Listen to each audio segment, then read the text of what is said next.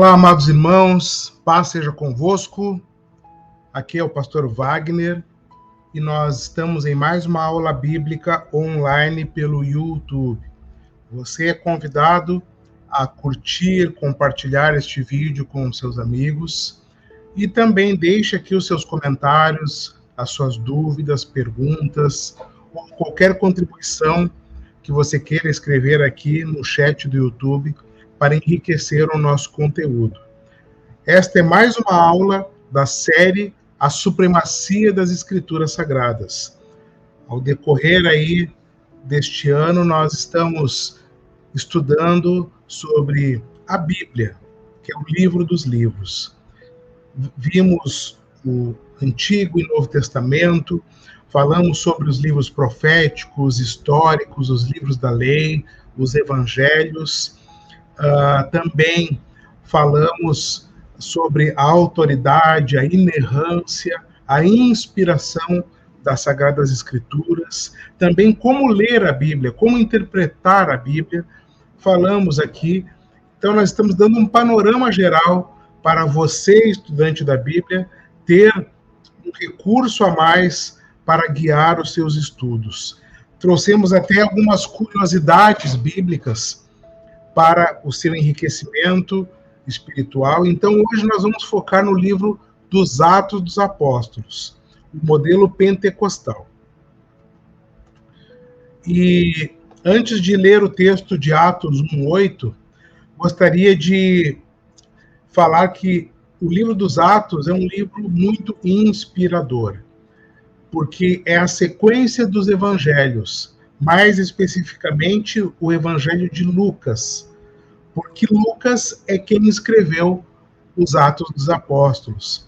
Então, conta a história da igreja primitiva, desde a ascensão de Jesus aos céus, com o batismo no Espírito Santo e o posterior início da pregação cristã pelos apóstolos, pelos discípulos, e ali houve um desenrolar, né, um espalhamento da igreja, e nós podemos ver que deu certo, né? O livro de Atos deu certo. O movimento que nasceu ali, ainda nos dias de hoje, é muito relevante, que é a boa nova do Evangelho. É a igreja. Como o Senhor Jesus disse, as portas do inferno não prevalecerão contra a igreja. Aleluia.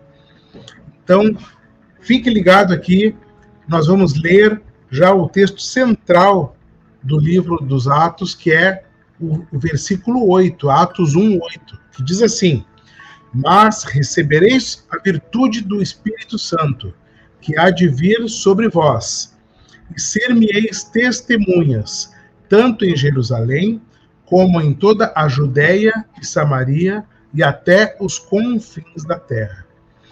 Este versículo já traz uma subdivisão do livro dos Atos dos Apóstolos, que já no capítulo 2 é seguido com o batismo no Espírito Santo, e em seguida os discípulos começam a testemunhar de Jesus Cristo, de pregar o Evangelho em Jerusalém, no primeiro momento.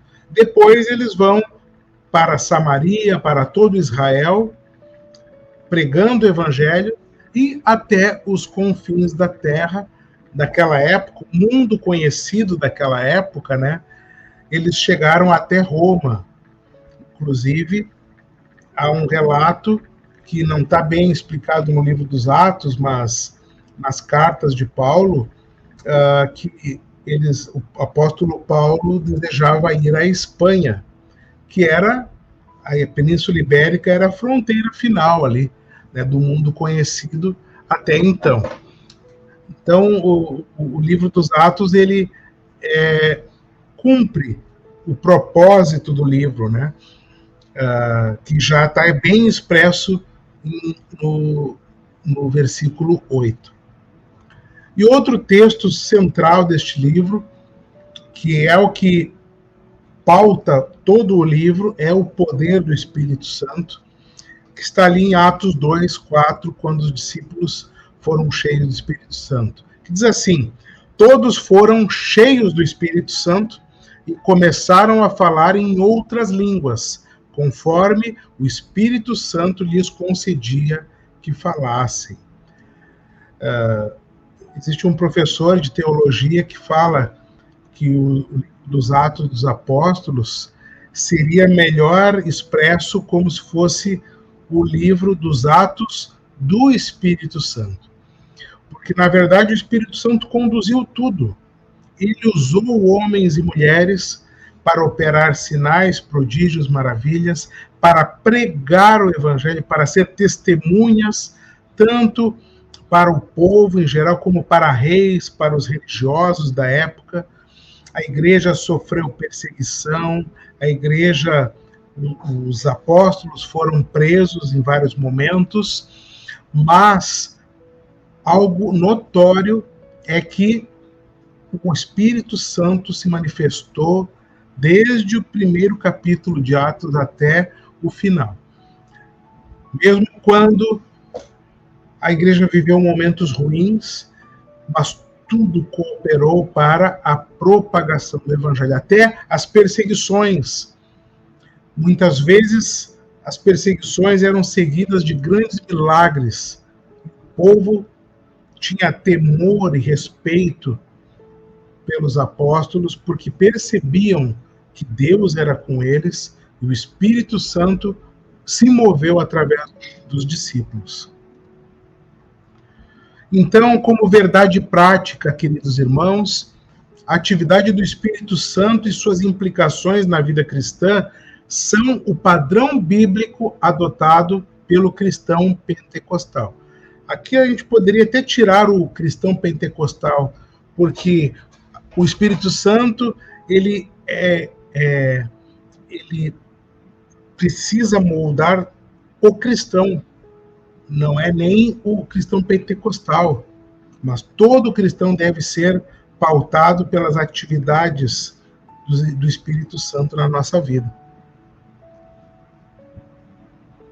Então, queridos,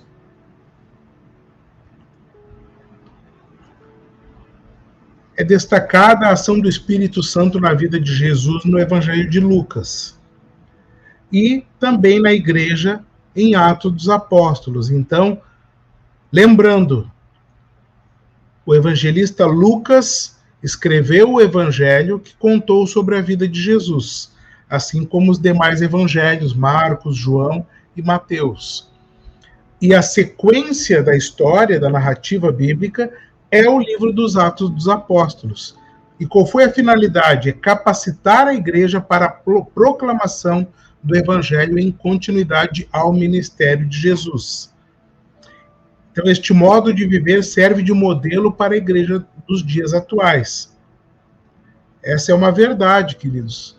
No resumo da aula de hoje é que tudo que nós vimos em Atos, será que nós podemos ver nos dias atuais? É isso que eu quero saber. Responda a pergunta aqui no chat, colabore com a nossa aula. Você crê que Deus pode realizar as maravilhas descritas em Atos nos dias de hoje? O que você pensa? Você crê que Deus pode fazer, o Espírito Santo pode fazer as mesmas coisas, os mesmos sinais, prodígios, maravilhas, poder, registrado no livro dos Atos, hoje em dia?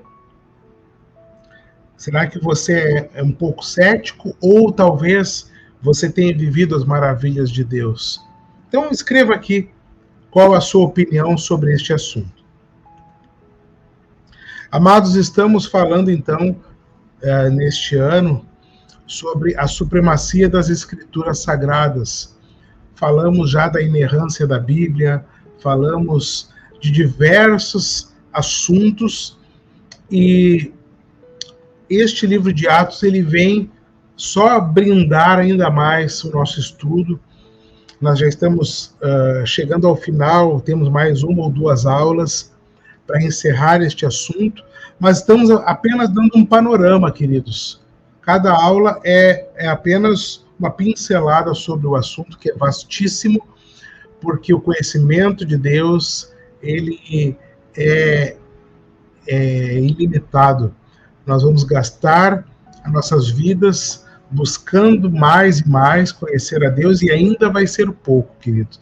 Nós só vamos ter, né, a revelação de Deus como Ele é, 100%, é quando nós estivermos com Ele na glória. Enquanto isso, nós estudamos, nós nos esforçamos, como disse Jesus, bem-aventurados aqueles que não viram e creram. Então, vamos seguir o estudo das Escrituras. Parabéns a você que está comigo nessa jornada aí. E, com certeza, Deus se alegra da tua atitude de buscar mais conhecimento, mais sabedoria. E, com certeza, Ele vai te abençoar com muita sabedoria que vem dos céus. Qual é o propósito, então, do livro de Lucas? Ou melhor, do livro de Atos escrito por Lucas, né? Então, o escritor, ele tem dois propósitos, que é demonstrar que o evangelho avançou triunfalmente das fronteiras do judaísmo para o mundo gentil, apesar de toda a oposição e perseguição. Então, o evangelho não ficou apenas em Jerusalém, nem apenas para os judeus, ele foi além, até os confins da terra. E o segundo propósito é revelar a missão do Espírito Santo na vida e no papel da igreja, e enfatizar o batismo no Espírito Santo como a provisão de Deus para capacitar a igreja a proclamar o Evangelho e a dar continuidade ao ministério de Jesus. Então Deus sabe que o ser humano ele é falho. Por isso que foi orientado os discípulos a ficarem em Jerusalém juntos, até que fossem revestidos do poder. Então, se não é o poder de Deus, nós não somos nada. A igreja só chegou onde ela chegou ao longo dos séculos pelo poder do Espírito Santo. Não foi por causa de homens e mulheres, santos e sábios, não. Foi por causa do poder sobrenatural do Espírito Santo, para nos dar poder para testemunhar, para operar milagres, para permanecer na fé, permanecer nessa doutrina e partir do pão, né, preservando a doutrina dos apóstolos, preservando, né, a palavra pura do nosso Deus, o Evangelho de Jesus, e sendo usados por Deus para espalhar esta boa nova. Então, queridos, estes são os propósitos do livro de Atos dos Apóstolos. Qual o papel do Espírito Santo em Atos dos Apóstolos? Então, o Atos dá prosseguimento, né, a tudo que Jesus fez. O derramamento do Espírito Santo era a capacitação necessária para a evangelização dos povos. E 120 discípulos, então, olha, multidões seguiam Jesus, mas apenas 120 permaneceram juntos, unidos, orando, esperando o revestimento de poder. Então, Atos registra as ações do Espírito, continuando a obra de Jesus por meio dos discípulos, capacitados pelo mesmo Espírito. E esta é o resumo, queridos. Tudo que Deus fez foi por ação do Espírito Santo na vida dos discípulos. Falando então da promessa de Deus que foi cumprida no dia de Pentecostes. O batismo no Espírito Santo já está profetizado lá em Joel, no livro dos profetas, em Joel 2:28. E em Atos 2:4, como nós lemos, os discípulos foram cheios do Espírito Santo. Na profecia estava escrito que eu derramarei do meu Espírito sobre toda a carne, e vossos filhos, vossas filhas, até sobre os servos, derramarei do meu Espírito. Deus estava falando que não havia raça, não havia fronteiras, não havia idade, que o derramar do Espírito seria universal. Isto é uma verdade que para a época não era tão simples de entender como é hoje para nós. Né? Os judeus eram o Deus de Abraão, de Isaac e de Jacó. Mas a partir ali de Jesus, continuando com os Atos dos Apóstolos, agora era o Deus de toda a terra, Deus de todos os povos. E qual foi a evidência do batismo no Espírito Santo dos discípulos? Foram, né, primeiro, o som como de um vento impetuoso e veemente, Atos 2:2, e as línguas como de fogo, Atos 2:13. São sinais sobrenaturais. E os discípulos falaram em outras línguas, conforme o Espírito lhes concedia que falassem. Então ali foi o selo, ali foi a evidência, lembrando que o Espírito Santo já era com eles, foi soprado por Jesus, mas ali eles foram revestidos com o poder. Para quê? Para pregar o Evangelho, para testemunhar.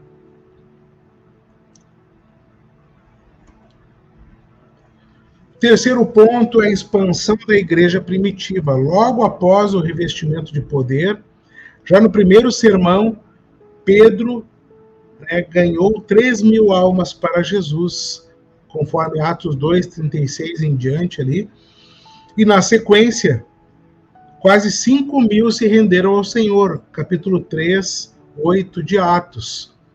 Depois o apóstolo Filipe pregou em Samaria, e vidas foram alcançadas também. O evangelho chegou na casa de Cornélio e toda a sua família recebeu o evangelho. E através de Paulo, milhares de almas foram salvas e curadas pela pregação do evangelho.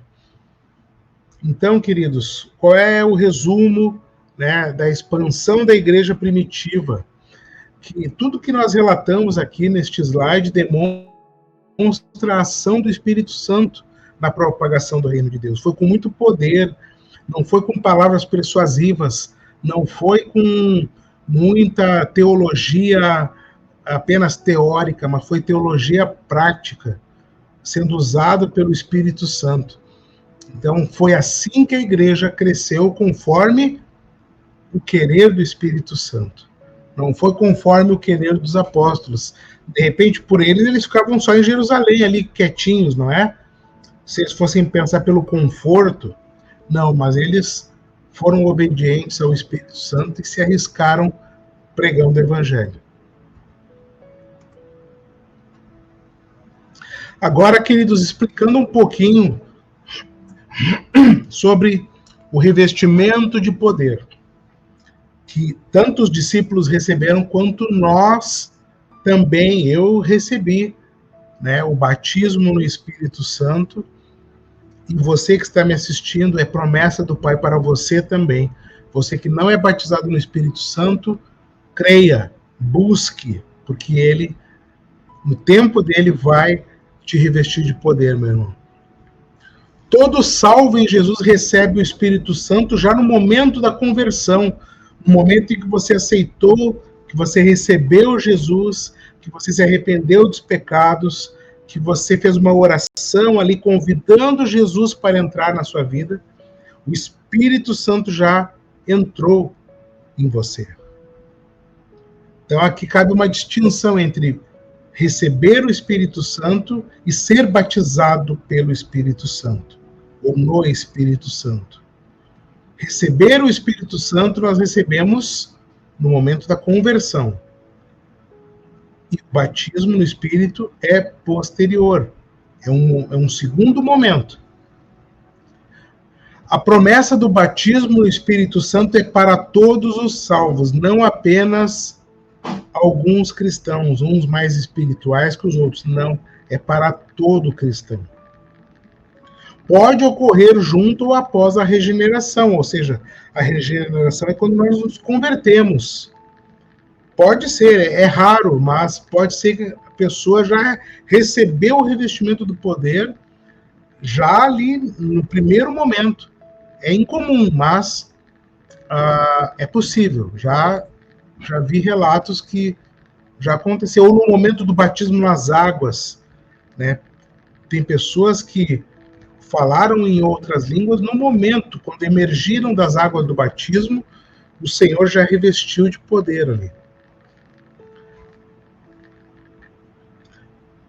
O batismo no Espírito Santo significa o recebimento de poder espiritual. Para quê, irmãos? Para realizar a obra da expansão do Evangelho, conforme Atos 1:8. Também para uma vida cristã vitoriosa, é para isso que nós somos batizados também.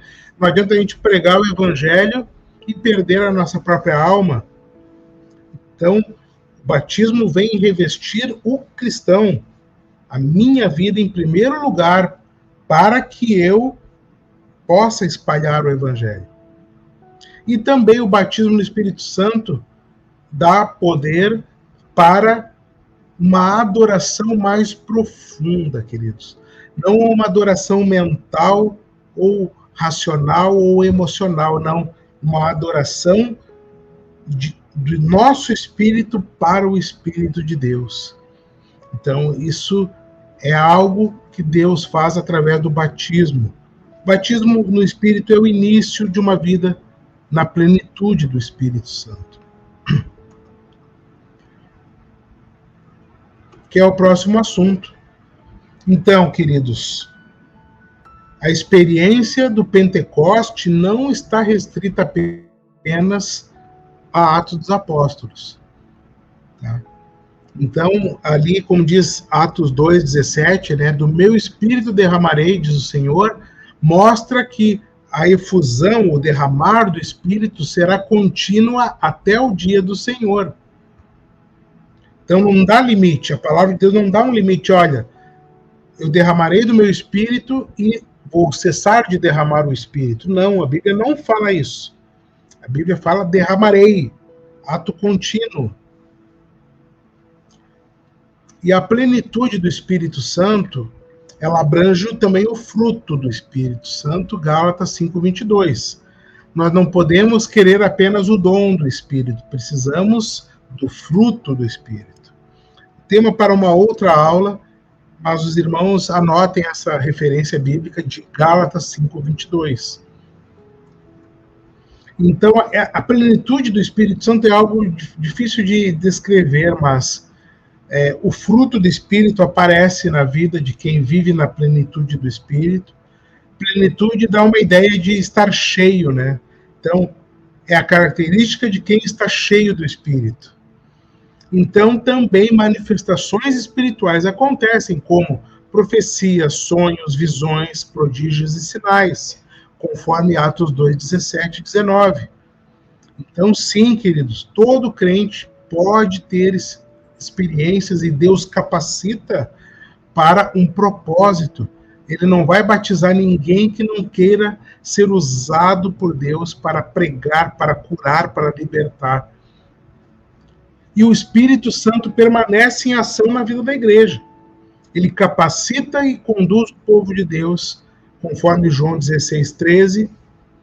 E mais, queridos, a Bíblia manda, enchei-vos do Espírito. Efésios 5:18. Então, a plenitude do Espírito é ser cheio do Espírito Santo e permanecer cheio do Espírito Santo. Muitas vezes o cristão se contenta em receber o batismo, em ser cheio do Espírito Santo, mas não cultiva a plenitude do Espírito em sua vida. Então, o Espírito Santo está te convidando para dar lugar a Ele, aí mesmo na sua casa. Dê liberdade ao Espírito Santo.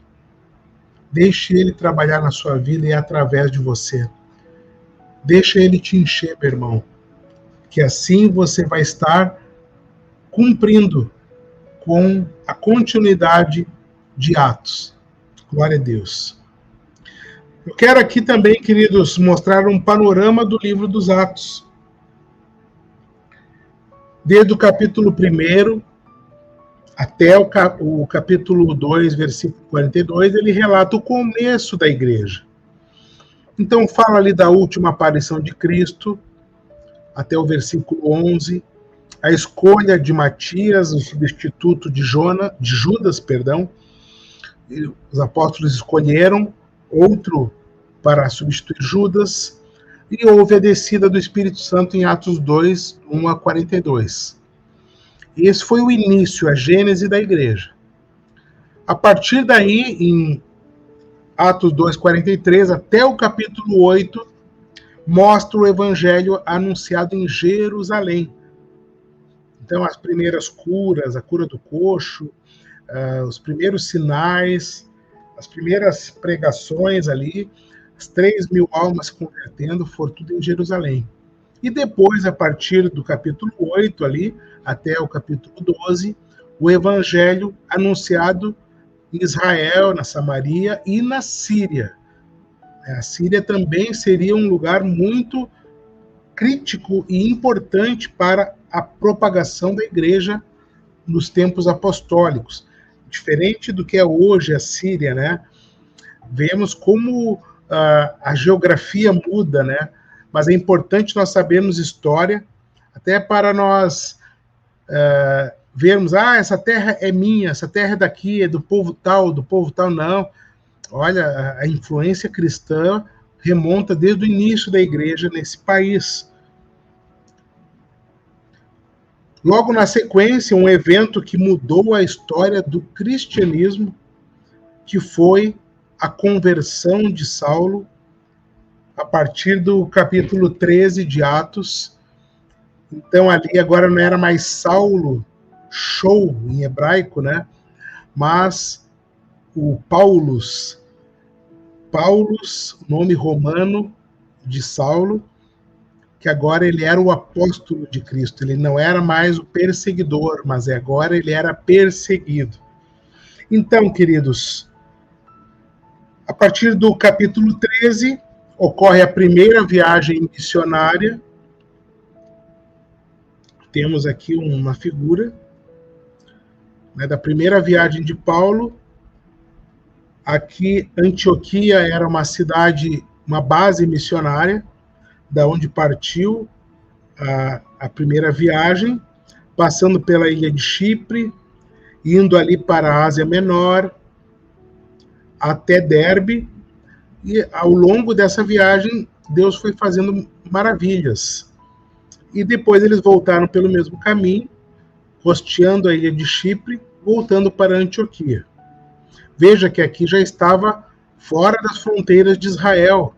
Israel, ali é onde está Jerusalém,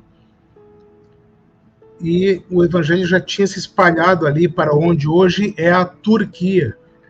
E ali na Capadócia foi também importante para o início do cristianismo. Houve depois o Concílio de Jerusalém, no capítulo 15, onde os apóstolos estavam decidindo sobre se tinha que circuncidar os gentios convertidos, ou se os gentios podiam ou não comer carne de porco, que era a lei do Antigo Testamento. Aqui também é um ponto central, porque aqui o evangelho começou a ser pregado para os gentios, muitos gentios converteram e muitos não sabiam o que fazer. Os gentios, a gente circuncida eles conforme a lei de Moisés ou não? Então, os discípulos, os pais da igreja, os apóstolos, se reuniram ali em Jerusalém para deliberar. Foi a primeira convenção, né, da igreja, né? A gente chamava-se de concílio dos bispos.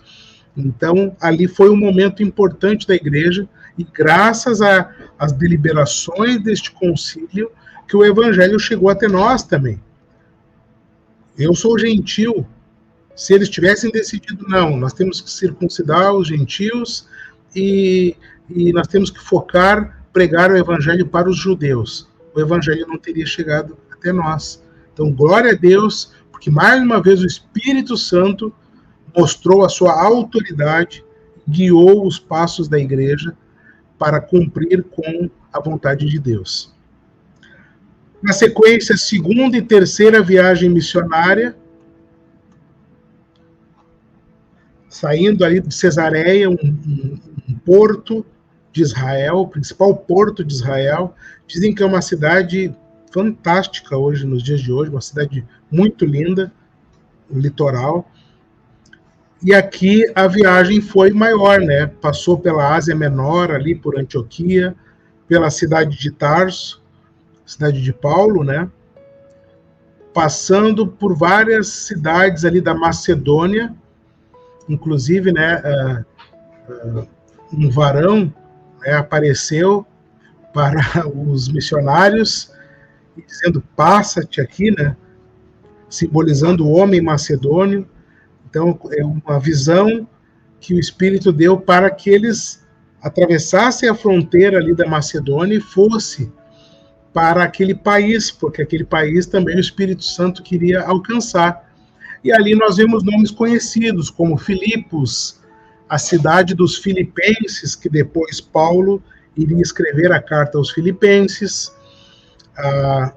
Ali também por Bereia, né, os crentes bereanos foram elogiados, né, por examinarem, né, as escrituras. Também por Atenas, Paulo foi até Atenas discursar, lá no Aerópago, né, o centro cultural do mundo ainda era Atenas, mesmo com o Império Romano. Atenas era uma cidade, ainda o berço da filosofia. E também ali em Corinto, cidade não dos corintianos, dos coríntios, né? Passando por Éfeso também, que depois Paulo iria escrever a carta aos Efésios. Veja, Paulo tinha ele ia nas cidades, pregava o evangelho, muitos se convertiam e ali eles plantavam uma igreja. E Paulo ia para outra cidade. E assim por diante. Depois, ele foi exercer o discipulado, né? Então, ele enviou cartas para os pastores da igreja, para lerem diante das congregações, para quê? Para discipular, para exortar, para ensinar a doutrina. Então, veja como Paulo ele não foi apenas um missionário, um apóstolo, ele também foi um discipulador, foi um formador de pastores e líderes. Depois também ele veio a escrever a Timóteo, a Tito. Então aqui nós vemos essas características, que ele visitava as cidades e depois ele escrevia cartas. Ou seja, Paulo ele usava a rede social da época. Né? Veja que Paulo ele era um homem à frente do seu tempo. Ele usava todos os recursos, assim como eu e você hoje, temos que usar todos os recursos para alcançar os perdidos. Paulo fez isso na sua época.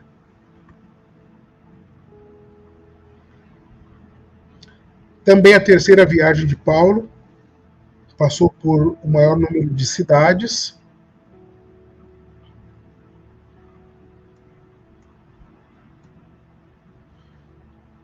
Depois, queridos, teve a passagem ali de Paulo em Jerusalém, a partir do capítulo 21. E depois Paulo foi preso. Então, aqui é Paulo prisioneiro de Cristo a partir do capítulo 21, em Jerusalém, em Cesareia. Depois houve a viagem de Paulo para Roma.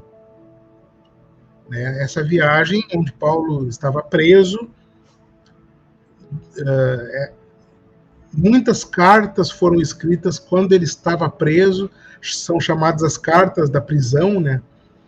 Porque ele escreveu enquanto estava preso. Então, mesmo preso, ele não deixou de frutificar para o reino de Deus. Por isso que o livro dos Atos é muito interessante, é muito rico em conteúdo, porque nós vemos cada detalhe que o Espírito Santo usou, até momentos ruins da igreja, perseguições, prisões, martírio, para que o evangelho se espalhasse. E depois o livro dos Atos,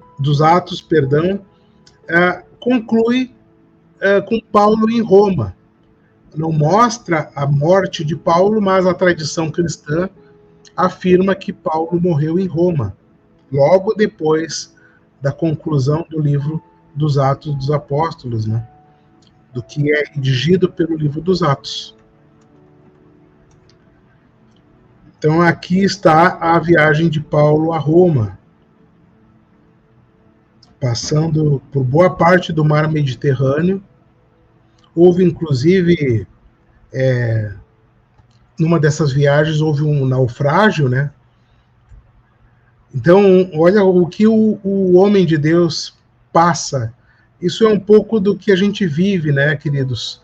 É lutas, perseguições, problemas da igreja, né? Paulo, principalmente as cartas aos Coríntios, era para resolver BO, como se diz, né? Resolver os BOs que estavam acontecendo na igreja, porque chegavam relatos para ele: olha, os irmãos estão colocando ações na justiça, uns contra os outros.